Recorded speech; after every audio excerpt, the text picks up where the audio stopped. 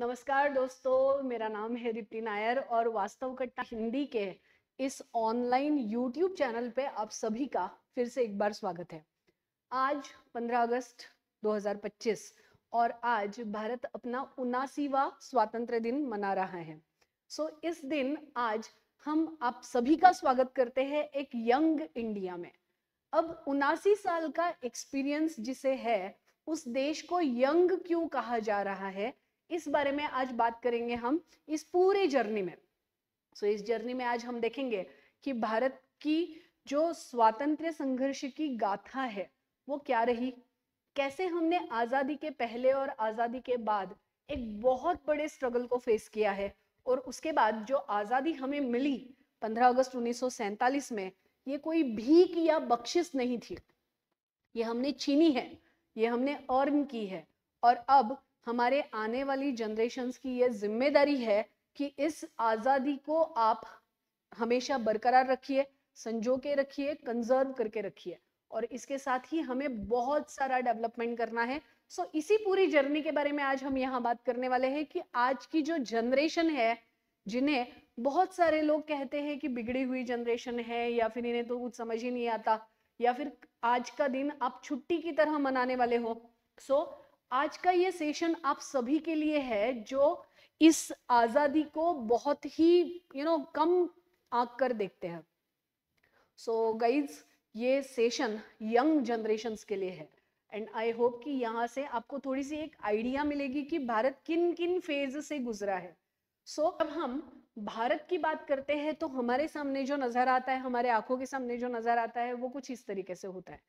बहुत सारी भाषाएं, बहुत सारे धर्म, बहुत सारी जाति, और फिर भी एक भारत जहां हर किसी का त्योहार अलग है, जहां हर किसी की भाषा अलग है, संस्कृति अलग है, आपका रहन सहन अलग है, लेकिन हमारा एक त्योहार जो कॉमन है वो है इंडिपेंडेंस डे। आज 15 अगस्त ऐसा त्योहार है जो भारत का हर बच्चा, हर सेगमेंट, हर क्षेत्र, हर गांव में मनाया जाएगा। एक ऐसा त्योहार जिसने हमें एक करके रखा है, एक रूपता में बांध के रखा है, वो है इंडिपेंडेंस डे। आज हम 79 साल के हो गए। 79 साल का अनुभव लेके, एक्सपीरियंस लेके आज हम यंग इंडिया बन के खड़े हैं। और ये जो यंग इंडिया है, ये बहुत सारी चीजों से सीख रहा है, बहुत सारी चीजों को समझ रहा है, अभी भी उभरने की कोशिश कर रहा है, बहुत सारे परिवर्तन कर रहा है, और फिर बन रहा है, अभी भी हमारा भारत बन रहा है, इसलिए यंग इंडिया। आइए देखते हैं इस यंग इंडिया की क्या कहानी है। तो जहां एक और भारत की एक हिस्टोरिकल से हेरिटेज रहा है, अगर हम भारत कहें तो बहुत सारे मॉन्यूमेंट्स हमारे आंखों के सामने आ जाते हैं, जहां हम देखते हैं बहुत सारे मंदिर है, बहुत सारे स्ट्रक्चर, बहुत सारे मॉन्यूमेंट्स जो पूरे विश्व के स्तर पर भारत को एक आइडेंटिटी देते हैं। इसके साथ ही भारत आज हर क्षेत्र में विकास करते हुए दिखाई दे रहा है, चाहे वो कंस्ट्रक्शन हो, चाहे मेट्रो हो, चाहे आर्किटेक्चर हो, स्पेस हो, हर जगह भारत ने अपना झंडा गाड़ा है, भारत ने अपना नाम रोशन किया है। लेकिन क्या ये भारत ऐसे ही था? आज हम स्पोर्ट्स कहे, आज हम स्पेस कहे, आज हम साइंस कहे, विज्ञान कहे, साहित्य कहे, या कुछ भी कहे, हर जगह भारत की बेटियां, भारत के बच्चे अपना पैर मजबूती से गाड़ कर खड़े हैं, अपना झंडा लहरा रहे हैं। क्या इस भारत की कहानी यहीं से शुरू होती है? नहीं। सबसे पहले तो आप सभी दर्शकों को हैप्पी इंडिपेंडेंस डे। वास्तव कट्टा टीम की तरफ से और मेरी तरफ से आप सभी को स्वातंत्र्य दिन की काफी शुभकामनाएं, स्वतंत्रता दिन की काफी शुभकामनाएं। और अब शुरू करते हैं इसे समझना कि क्या थी भारत की कहानी। जिनके बलबूते पर इतिहास बना है, या जिनके त्याग पर, जिनके सैक्रिफाइसेस पर इतिहास खड़ा है, उन सभी को पहले स्मरण करते हैं। भारत के महान क्रांतिकारी, भारत के महान राजनेता, जिन्होंने अपना पूरा जीवन देश के नाम कर दिया, पूरे आजादी की लड़ाई में उन्होंने अपना घरबार छोड़ दिया। ऐसे महिलाएं जिन्होंने समाज सुधारना के लिए, यानी हम सभी के लिए शिक्षा के द्वार खोले, जिन्होंने क्रांति, महिलाओं के लिए एक आदर्श पाठ बताया। इसके साथ ही उन्होंने अपना पूरा जीवन देश के नाम कर दिया। ऐसे सारे शहीदों को, ऐसे सारे महान व्यक्तियों को मेरा शत शत नमन। इन्हें याद करके ही हम अपनी कहानी शुरू कर सकते हैं। सो ये थे, इसलिए हम हैं। और इसके बाद फिर हम देखते हैं कि वो दिन जब हमने फर्स्ट इंडिपेंडेंस डे मनाया, 15 अगस्त 1947 का दिन, भारत आजाद हुआ। अब भारत आजाद होने के बाद आपने देखा कि रात को 12 बजे मध्य रात्रि के दिन या मध्य रात्रि के टाइम पे हमने अपने आजादी की घोषणा की है। हमने ये कहा कि जब पूरी दुनिया एक गहरे नींद में सो रही है, तब भारत एक सूर्योदय की तरफ बढ़ रहा है। ट्राइस्ट ऑफ डेस्टिनी, इस भाषण के साथ पंडित जवाहरलाल नेहरू ने भारत की आजादी का स्वागत किया। और इसके बाद फिर शुरू हुआ एक नया अध्याय। सो इस नए अध्याय का नाम था आजादी। अब ये जो आजादी हमें मिली थी, ये आजादी हमें ताज की तरह नहीं मिली थी, सिंहासन नहीं थे, हमें मिली थी टूटी कुर्सी, टूटा देश, बिखरी अर्थव्यवस्था और लूटी जनता, है ना, पूरी तरीके से बर्बाद भारत। क्योंकि हम 400 साल तक, ऑलमोस्ट 400 इयर्स हम पर ब्रिटिशों ने राज किया था। हमने यूरोपियन देशों की कॉलोनी बन के काम किया था। और कॉलोनी का मतलब होता है आर्थिक दोहन। हमारे आर्थिक संसाधनों का इतना दोहन हुआ था कि जिसकी नुकसान भरपाई कोई नहीं कर सकता था। एक ब्लैंक स्लेट भारत के हाथ में देके गए थे ब्रिटिश, और यहां से हमारी कहानी शुरू हुई थी। अच्छा, ये सिर्फ एक ब्लैंक स्लेट की बात नहीं थी। जब भारत आजाद हुआ तो भारत की आजादी हमारे लिए खुशी की बात तो थी, लेकिन इसके साथ ही एक दुखद खबर भी लेके आई थी, पार्टीशन का। सो पार्टीशन के साथ पाकिस्तान और भारत दोनों ही स्वतंत्र हुए थे। और इस पाकिस्तान की बनने की वजह से भारत को एक बड़ा दुख झेलना पड़ा था, गदर के रूप में। बहुत सारी हत्याकांड हुए थे, बहुत सारे लोग मारे गए थे, पूरे रास्ते पे खून बह रहा था। स्पेशली पंजाब और बंगाल में गदर मचा हुआ था। सो भारत की आजादी ऐसे ही विरासत में नहीं मिली है, ये बहुत सारे चैलेंजेस के साथ आई थी। और अब जो पहली सरकार थी, फर्स्ट गवर्नमेंट, इनके सामने बड़े बड़े चैलेंजेस थे। सबसे पहला तो हमारा चैलेंज ये था कि जो सपना भारत देख रहा था डेमोक्रेसी का, वो सपना कैसे पूरा किया जाए। क्योंकि बहुत सारे विशेषज्ञ जो थे, राजनीतिक विशेषज्ञ थे, इनका कहना था कि भारत में डेमोक्रेसी टिक नहीं सकती।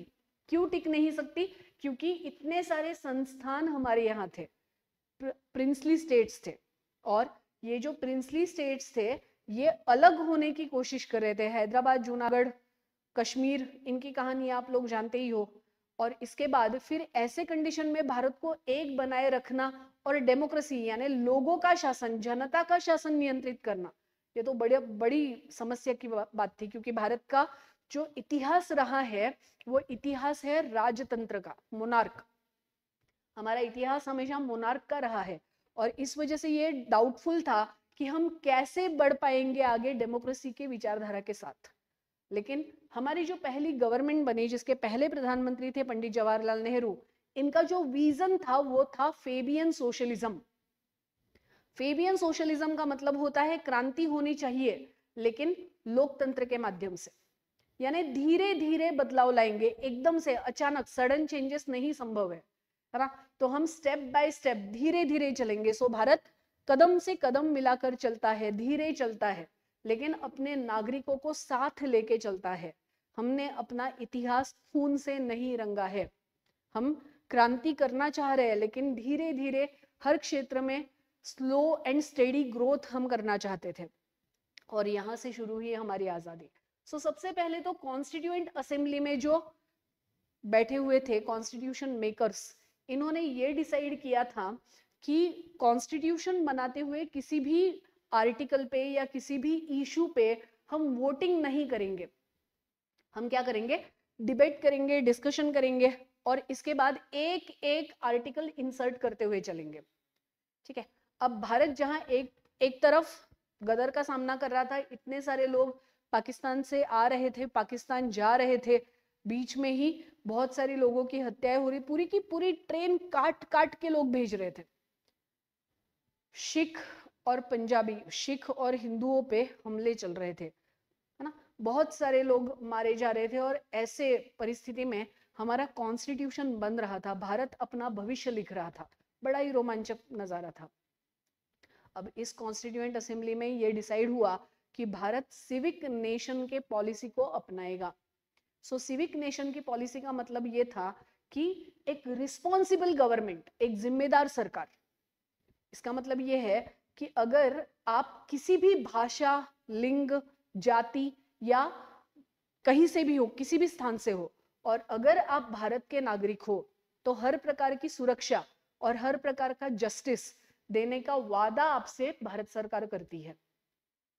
सो ये एक कॉन्स्टिट्यूशनलिज्म का देश बनने जा रहा था, एक डेमोक्रेटिक देश बनने जा रहा था, जिसकी विचारधारा थी समाजवाद। समाजवाद का मतलब ये होता है कि डेमोक्रेसी का लाभ अंतिम व्यक्ति तक पहुंचाना, ये हमारा कर्तव्य माना हमारे कॉन्स्टिट्यूएंट मेकर्स ने।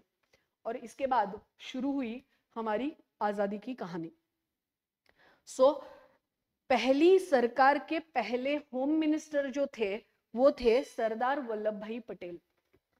और सरदार वल्लभ भाई पटेल ने जो कंट्रीब्यूशन किया है, इसे भारत कभी नहीं भुला सकता, क्योंकि जो इतने सारे प्रिंसली स्टेट्स थे, इन सारे प्रिंसली स्टेट्स को भारत के अंदर विलय करना ये एक बहुत बड़ी समस्या थी, बड़ा चैलेंज था। और अपने दूरदृष्टिता से बेसिकली इन्होंने ये संभव करके दिखाया, कभी ऑपरेशन पोलो से, कभी जम्मू कश्मीर की लड़ाई से, कभी जूनागढ़ का इशू, और इन सबको से फेस करते हुए एक अखंड भारत बनाया। भले ही उसमें अब पाकिस्तान शामिल नहीं था, लेकिन एक भारत ऐसा जिसमें सारे राज्य शामिल हो गए। और इन राज्यों को जब हमने बनाया तो क्वाजी फेडरल सिस्टम हमने अपनाई। क्वाजी फेडरल का मतलब ये है कि यूनियन स्ट्रांग होगा और राज्य कमजोर होंगे। राज्य कमजोर क्यों है? क्योंकि ये भागना चाह रहे हैं। ये इस बात को ध्यान रखिए कि in India every alternate person wanted to become king, क्योंकि हमारी हिस्ट्री मोनार्क की रही है, और इसी वजह से हर कोई भागना चाह रहा था, जिन्हें पकड़ पकड़ के लाया गया है कि यही रहो, तुम भारत के लोग हो, है ना। और इसीलिए बिल्कुल बचपन से हमें ये सिखाया जाता है कि भारत हमारा देश है, India is my country and all Indians are brothers and sisters. Harmony, social harmony, compassion, love, इन सारे प्रिंसिपल्स पे हमारा समाज खड़ा हुआ है। और इसके बाद फिर आती है बारी अधिकारों की। जिन जनता के लिए हमने जिम्मेदारी स्वीकार की है, उस जनता को सुरक्षा देनी थी, न्याय देना था, इक्वालिटी देनी थी, इनके साथ कोई भी डिस्क्रिमिनेशन ना हो, इसके लिए हमें काम करना था। इसकी शुरुआत होती है एडल्ट फ्रेंचाइजी से, यानी यूनिवर्सल एडल्ट फ्रेंचाइजी। सारे नागरिक जो 18 साल के ऊपर के हैं, इनको कॉन्स्टिट्यूशनल राइट दिया गया वोटिंग का। आपको मतदान का अधिकार मिला, आपको वोटिंग राइट्स मिले, बिल्कुल शुरू से आपको वोटिंग राइट्स मिले, जिनके लिए पूरे वेस्टर्न नेशंस में बड़ी लड़ाई करनी पड़ी थी महिलाओं को। उन महिलाओं को पहले दिन से वोटिंग राइट्स मिले हैं भारत में। आप अपनी सरकार चुन सकते थे, you can elect your government, you can elect your representative, this representative will be answerable for you. ये जिम्मेदार सरकार होगी, जवाबदेही इनकी जनता के प्रति होगी, इन्हें बताना होगा कि ये भारत के साथ आखिर कर क्या रहे हैं। और इसके साथ ही शुरू होती है हमारी कहानी। 1947 में जो भारत आजाद हुआ, अब यहाँ आपको एक सवाल पूछना होगा अपने आप से, जो युवा जनरेशन है, जो यंग जनरेशन है, जो जेन जी, जेन अल्फा के लोग हैं, मिलेनियल्स तो खैर ये स्टोरी जानते हैं कि भारत गुलाम कैसे हुआ। इतना बड़ा भारत, जो इतनी सारी मिलियन लोक संख्या का देश था, पाकिस्तान हमारा, बांग्लादेश हमारा, अफगानिस्तान हमारा, म्यांमार हमारा, इतना पूरा बड़ा भारत, ये गुलाम कैसे हुआ?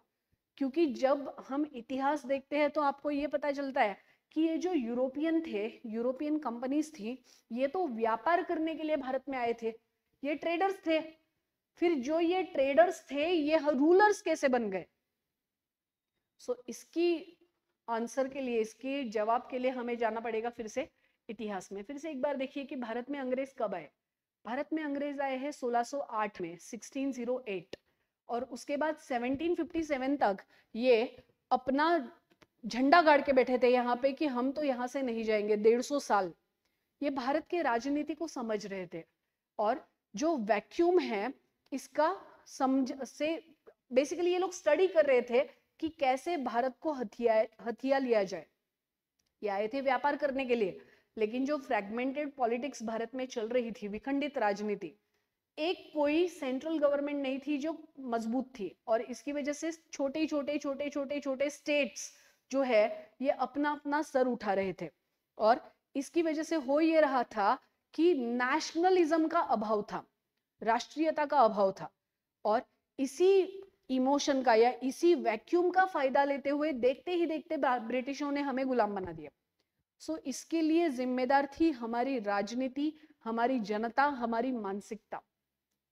और फिर से हमें ये गलती नहीं करनी है, इस बात को समझिए। इतिहास से सीखने की कोशिश करिए। हिस्टोरिकल आइडेंटिटी में अपने आप को बांध के मत रखिए कि हम तो ये है और हम सबसे ऊपर है। नहीं, हमें करना ये है कि हिस्ट्री से सीखना है। हिस्ट्री से हमें ये सीखना है कि जो गलतियां हमने पास्ट में की है, हमारे जनरेशंस ने पास्ट में की है, वही गलतियां हमें कभी नहीं दोहरानी है। हमें हमेशा हर उस बात के लिए तैयार रहना होगा जो चैलेंजेस लेके हमारे लिए आ रही है। और हमेशा याद रखिए, कॉन्स्टिट्यूशन सबसे ऊपर होगा, चाहे कुछ भी हो जाए। कोई पॉलिटिकल पार्टी हो, कोई व्यक्ति हो, कोई नेता हो, कोई राजनेता हो, लेकिन हम कॉन्स्टिट्यूशन से ऊपर ना किसी इंस्टीट्यूट को, ना किसी व्यक्ति को, ना किसी नेता को, ना किसी पार्टी को वरीयता देंगे। कॉन्स्टिट्यूशन शैल बी सुप्रीम, यह हमारा प्रिंसिपल होना चाहिए। इतिहास हमें यह सिखाता है कि जब जब जनता इमोशनल हुई है, जब जब जनता ने कॉन्स्टिट्यूशन के प्रिंसिपल्स के साथ खिलवाड़ किया है, कॉम्प्रोमाइज किया है, तब तब हम गुलाम बने हैं। सो हमें फिर से गुलाम नहीं बनना है, इस बात को ध्यान रखिए।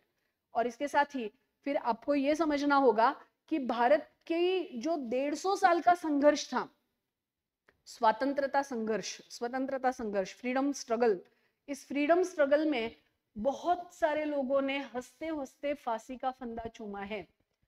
शहीद भगत सिंह, चंद्रशेखर आजाद, सुखदेव, राजगुरु, इन्हें हम कभी नहीं भूल सकते। से हजारों क्रांतिकारी थे। Many unsung heroes are there in India. Many women freedom fighters were there. Many women revolutionaries were there, जिनके बारे में हमें पता तक नहीं है। तो इनके बलिदान को हम कभी जाया नहीं जाने देंगे, इस बात की शपथ आज लीजिए। और इसके साथ ही समझिए कि भारत जब आजाद हुआ था तो भारत सिंहासन के साथ आजाद नहीं हुआ था, हमें कांटों का ताज मिला था, टूटी हुई कुर्सी मिली थी जिसे हमें बनाना था। भारत के सामने बहुत बड़े बड़े चैलेंजेस थे, जिसमें से एक चैलेंज था भूखमरी। एक बहुत बड़ा चैलेंज था हमारे सामने भूखमरी, दरिद्रता, बेकारी, बेरोजगारी, गरीबी, है ना, और इसके साथ ही भूखमरी। अब इन सब के सॉल्यूशन के लिए भारत ने क्या किया कि कभी हमने वेस्टर्न कंट्रीज से मदद मांगने की कोशिश की, लेकिन वेस्टर्न कंट्रीज ने भारत को बिल्कुल से मदद तो की, लेकिन वो जो धान्य या वो जो अनाज आया था वो खराब क्वालिटी का अनाज था।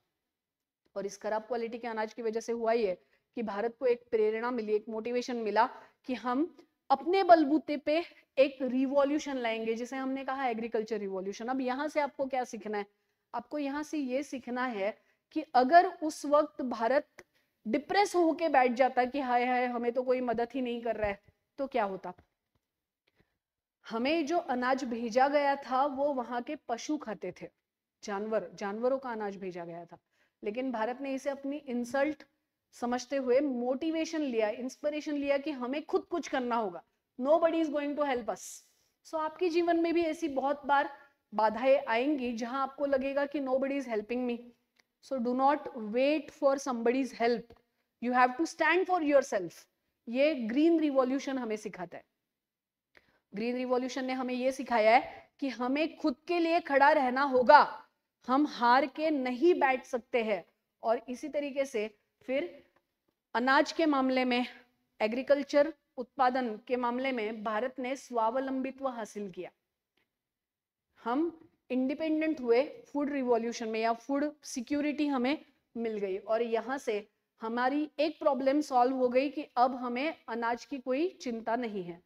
दूसरे बाजू में हमने ग्रीन रिवॉल्यूशन के साथ साथ व्हाइट रिवॉल्यूशन भी लाया। व्हाइट रिवॉल्यूशन था ऑपरेशन फ्लड, ग्रीन रिवॉल्यूशन लाया था MS स्वामीनाथन, इनके विजनरी पॉलिसीज की वजह से ये आया था। और ये जो आया, ये आया डॉक्टर वर्गीस कुरियन की वजह से।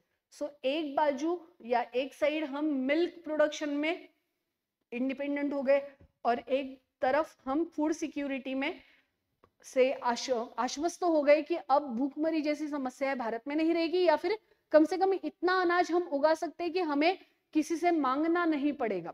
सो ग्रीन रिवॉल्यूशन ने क्रांति कर दी थी। और इसके बाद फिर आपने देखा कि फेबियन समाजवाद के विजन को सामने रखते हुए भारत ने 5 ईयर प्लान्स को अपनाया।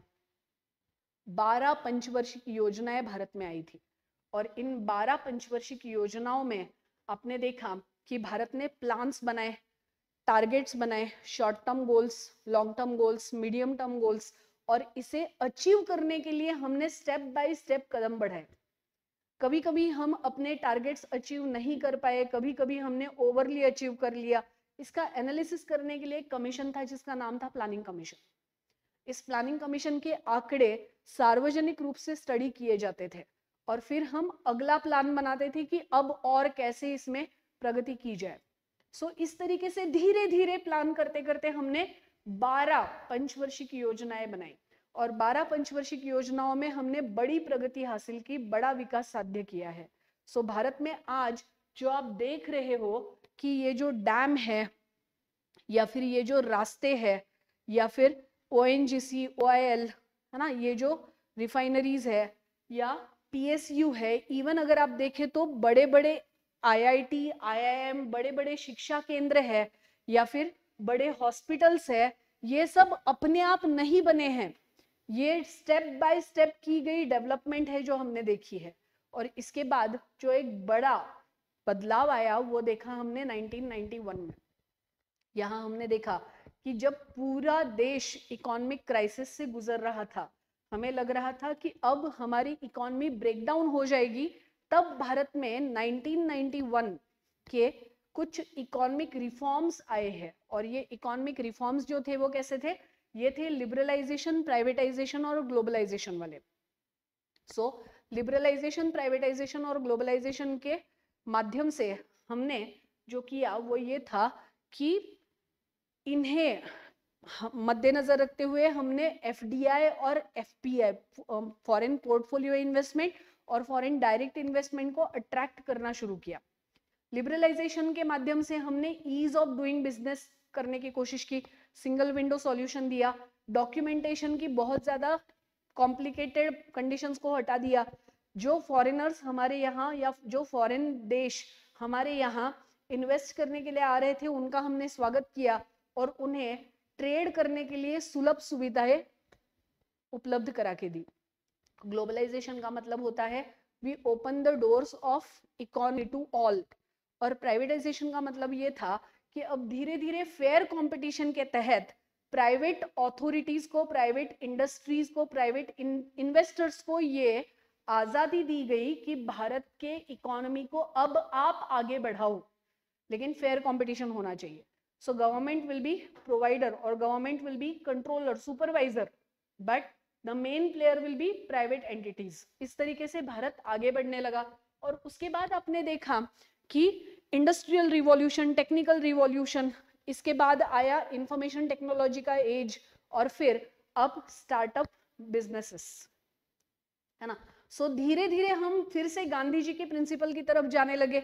जब गांधी जी कहा करते थे कि भारत एक बहुत बड़ा देश है और आपने कितनी भी पब्लिक सेक्टर यूनिट्स अगर शुरू की या बड़ी बड़ी कंपनियों को आपने इजाद किया तो भी भारत के सारे जनता को आप से नौकरियां नहीं दे सकते, you can't generate employment for all. और इसलिए क्या होना चाहिए कि हमारी जो शिक्षा है, हमारी जो शिक्षण व्यवस्था है, ये स्किल बेस्ड एजुकेशन की होनी चाहिए। इसके लिए गांधी जी हमेशा कहते थे, गांधी जी कहते थे कि भारत विलेजेस में बसने वाला देश है, गांव में बसने वाला देश है, और ये जो रूरल जनता है इन्हें इंडिपेंडेंट बनाने के लिए आपको स्मॉल स्केल इंडस्ट्रीज को प्रोत्साहन देना होगा, छोटे छोटे बिजनेसेस, है ना। इसके साथ कुछ सेल्फ हेल्प ग्रुप्स को आपको प्रमोट करना होगा। जो खुद की सहायता कर सके और किसी पे डिपेंडेंट ना रहे। ये गांधी जी के विचार थे। और यहाँ से बेसिकली एक बड़ी क्रांति होती हुई आपको दिखाई दी, यहाँ से एक बड़ी क्रांति होती हुई दिखाई दी, और यहाँ से बदलाव शुरू हुए। फिर भारत ने देखा startup India project, stand up India project, finances जो गवर्नमेंट से हमें मिल रहे थे, और युवा जनता को प्रोत्साहित किया गया अपने अपने स्टार्टअप्स शुरू करने के लिए। फिर आपने देखा एक रिवॉल्यूशन जो एजुकेशन सेक्टर में आया, एक रिवॉल्यूशन जो सर्विस सेक्टर में आया। अब जोमेटो, स्विगी, है ना, या फिर इवन दैट ब्लिंकिट, ये जो भी छोटे छोटे स्टार्टअप्स थे ये अब जायंट स्टार्टअप बन गए हैं। और अमेजॉन, फ्लिपकार्ट जैसी कंपनियां जो डिजिटल प्लेटफॉर्म के माध्यम से हमें सर्विसेज प्रोवाइड कर रही है, या फिर ओला, उबेर जैसी कंपनियां। सो ये जो है ये स्टार्टअप इंडिया के कुछ एग्जाम्पल्स है कि किस तरीके से भारत ने प्रगति की है। और फिर डिजिटल इंडिया प्रोग्राम, आज डिजिटल इंडिया प्रोग्राम के माध्यम से भारत ने यूपीआई, भीम, इन सब के माध्यम से एक डिजिटल क्रांति लाई है। कौन सोच सकता था कि आपको जेब में पैसे नहीं रखने पड़ेंगे, एक सादा डिवाइस, मोबाइल फोन के माध्यम से आप बड़े बड़े व्यवहार कर सकते हो, आप कुछ भी खरीद सकते हो, कुछ भी बेच सकते हो, आप पैसे रिसीव कर सकते हो, आप पैसे दे सकते हो। ये क्रांति है डिजिटलाइजेशन। आपको सारे डॉक्यूमेंट अपने साथ लेके घूमने की जरूरत नहीं है। You can store your document in your devices, laptop, tab. ये जो था ये डिजिटल रिवॉल्यूशन था। और यहाँ से बेसिकली हमने अपने यूथ को एम्पावर करने की कोशिश की है, और इसके साथ ही भारत ने अपनी छाप छोड़ी है स्पेस टेक्नोलॉजी में। फिर चंद्रयान 3, चंद्रयान 2, ये सब आपके सामने एक एग्जाम्पल के तहत खड़े हैं। सो जो भारत मुश्किल से 80 इयर्स पहले, मुश्किल से 79 साल पहले स्वतंत्र हुआ है, उसने इतनी बड़ी प्रगति साध्य कर दी है। जबकि देखा जाए तो भारत के अलावा जो बड़े बड़े देश है, अगर आप यूनाइटेड स्टेट ऑफ अमेरिका का कहो, फ्रांस, रशिया का कहो, तो इनका इतिहास बहुत सालों पुराना है, 300 साल पुराना इनका इतिहास है। लेकिन जो बिल्कुल नया देश है वो भी आज उनके कगार में जाके खड़ा है। और ये एक प्रेरणा है भारत के लिए कि भारत ने 100% प्रगति तो की है। आज अगर हम वैश्विक स्तर पर देखें या ग्लोबल पॉलिटिक्स में देखें तो भारत का डंका बजता है। भारत ने काफी हद तक यहाँ पे प्रगति की है। भारत की लीडरशिप ग्लोबल पार्टनरशिप के माध्यम से दिखाई देती है। ब्रिक्स हो, G20 हो, या फिर कोई भी ग्लोबल पॉलिटिक्स हो, भारत हमेशा उसमें पार्टिसिपेट करता है। और सिर्फ पार्टिसिपेट नहीं करता तो वल्नरेबल या बैकवर्ड नेशंस है उनको भी अपने साथ लेने की कोशिश करता है। भारत ने AU का समर्थन किया है, ब्रिक्स में छोटे छोटे जो कंट्रीज हैं उनको शामिल किया है, G20 में छोटे छोटे कंट्रीज को सपोर्ट किया है। इवन भारत ने पूरे देश के सामने, पूरे विश्व के सामने एग्जाम्पल रखा है पीस और हार्मनी का। नो डाउट कि भारत आज बहुत सारे प्रॉब्लम से जूझ रहा है। भारत टेररिज्म से जूझ रहा है, भारत नशा से जूझ रहा है, गरीबी, बेरोजगारी, है ना, सोशल इनइक्वालिटी, डिस्क्रिमिनेशन, इन ये सब अभी भी है। लेकिन ये सब करते हुए आजादी के बाद हमने जो प्रगति की है उसकी तरफ और आगे बढ़ना ये हम सभी की जिम्मेदारी है। आज भारत के सामने जो प्रॉब्लम है वो पर्यावरण से संबंधित है। पर्यावरण से संबंधित बड़ी बड़ी प्रॉब्लम्स भारत झेल रहा है, जबकि भारत उसके लिए कम जिम्मेदार है। जो डेवलप नेशन है उनकी वजह से हमें बहुत सारी चीजें झेलनी पड़ रही है। लेकिन फिर भी भारत अपने आप से, जैसे कार्बन मिशन को भारत ने खुद टारगेट बनाया, हाँ, या फिर से कार्बन एमिशन को कम करना, या फिर सस्टेनेबल डेवलपमेंट गोल्स को हासिल करना। HDI में हम लगातार कोशिश कर रहे हैं कि कैसे आगे बढ़ा जाए। हेल्थ, सैनिटी या फिर सैनिटेशन, या फिर education, literacy, even sex ratio, ये सब में हम कोशिश कर रहे हैं कि इसे कैसे बढ़ाया जाए, है ना। अब हम सबकी जो प्रॉब्लम या हम सबकी जो जिम्मेदारी है वो क्या है कि ये जो भारत है, हमारा भारत, हमारा देश, इस देश को अपना घर समझिए। और हम सबकी जिम्मेदारी ये होगी कि इसे गंदा करने के पहले 10 बार सोचिए। हम कहीं भी थूक देते हैं, कहीं भी कचरा कर देते हैं, कहीं भी लघु शंका कर देते हैं। ये जो है ये हमारी जिम्मेदारी होनी चाहिए कि भारत को साफ सुथरा रखा जाए। हमारी जो अमृत तुल्य नदियां हैं उन्हें गंदा करने के पहले हमें जिम्मेदारी लेनी चाहिए कि हम आने वाले जनरेशन के लिए क्या कर रहे हैं, क्या छोड़ रहे हैं। हम जब पेड़ तोड़ रहे, जंगल काट रहे हैं कंस्ट्रक्शन के लिए या इंफ्रास्ट्रक्चर डेवलपमेंट के लिए, तो जिम्मेदारी से हमें फॉरेस्टेशन करना चाहिए। ये वो भारत है जो धीरे धीरे आगे बढ़ रहा है, कभी कभी गिर रहा है, कभी खड़ा हो रहा है, कभी समझ रहा है, संभल रहा है, सीख रहा है, और इसके साथ हमें भी उतने ही ताकत से खड़ा होना चाहिए। सो कॉन्स्टिट्यूशन का सम्मान करते हुए भारत की जिम्मेदारी को हमें समझना होगा, और इस बात को हमेशा याद रखना होगा कि ये जो आजादी है ये हमें विरासत में नहीं मिली है, इसे हमने छीना है अंग्रेजों से। अंग्रेज भारत छोड़ के नहीं जाना चाहते थे, वो यही बस जाना चाहते थे, यहीं पे इन्होंने कंस्ट्रक्शन करना शुरू कर दिया था। गांधी जी के साथ ही बहुत सारे क्रांतिकारी, इनके साथ बहुत सारे नेता, इन सब ने बहुत बड़ा संघर्ष किया है अंग्रेजों को बाहर भगाने के लिए। अब अंग्रेज तो चले गए, लेकिन अपनी आजादी को हमें संभाल के रखना होगा, हमें हमेशा इसका संवर्धन करना होगा, इस बात को समझिए। और जो युवा है उनसे अपील ये होगी कि आप एजुकेशन के माध्यम से चीजों को समझने की कोशिश करिए, क्योंकि फिलहाल जो कंफ्यूजन की परिस्थिति है कि कौन सही कौन गलत, किसका इतिहास, किसका विजन, किसकी पॉलिसी, ये सब समझने के लिए आप सोशल मीडिया को साधन ना बनाए। ये सब समझने के लिए आप बुक्स को साधन बनाए, आप साहित्य पढ़िए, लिटरेचर पढ़िए, चीजों को समझिए, और इस बात को समझिए कि ये जो देह आपको मिली है, ये जो मानव जन्म आपको मिला है, वो मजे करने के लिए नहीं है। This is a tool to utilize your energy for welfare.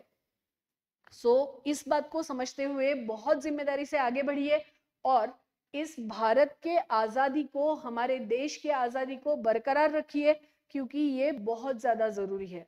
Constitution का सम्मान करिए, कॉन्स्टिट्यूशन के ऊपर कोई नहीं होना चाहिए, और भारत के आजादी के लिए, भारत के एकता के लिए हमेशा साथ खड़े रहिए।